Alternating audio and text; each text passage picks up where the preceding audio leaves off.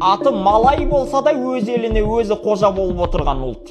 Малай халқы 1957 жылы Британиядан тәуелсіздігін алғанда ел халқының 53%-ын ғана құраған екен.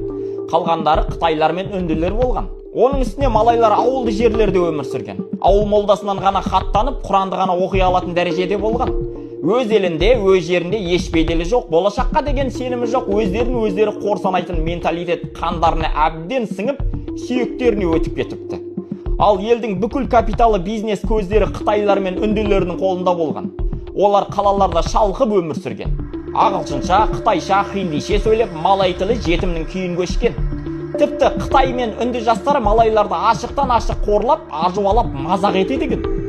Осылайша 1969 жылы үлкен ұлтаралық қақтығыс болып, ресми деректер бойынша 200-ден астам, ал бейресми ақпар бойынша 2000-нан астам адам қаза тауыпты.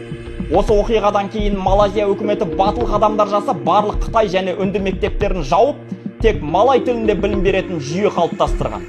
Ағылшын тілін барлық салалардан ығыстырып, ең алдымен өздері үкімет, парламент, сот сияқты барлық жүйе тек малай тіліне көшкен.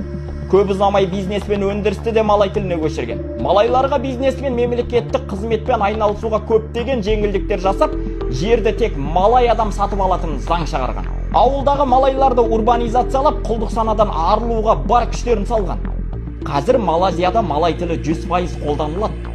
Малай халқы озық ойлы, жан-жақты, сауатты, әлемдік бәсекелестікке еш қиналмай араласа алатын еркін ұлтқа айналды.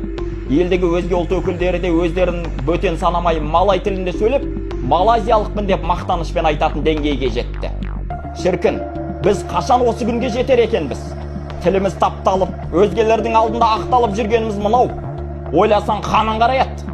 Арбадағы бала осындай әсерлі қызықты оқиғаларды тағы айтып береді. Парақшама тіркеліп, лайк басуыңызды өтінемін.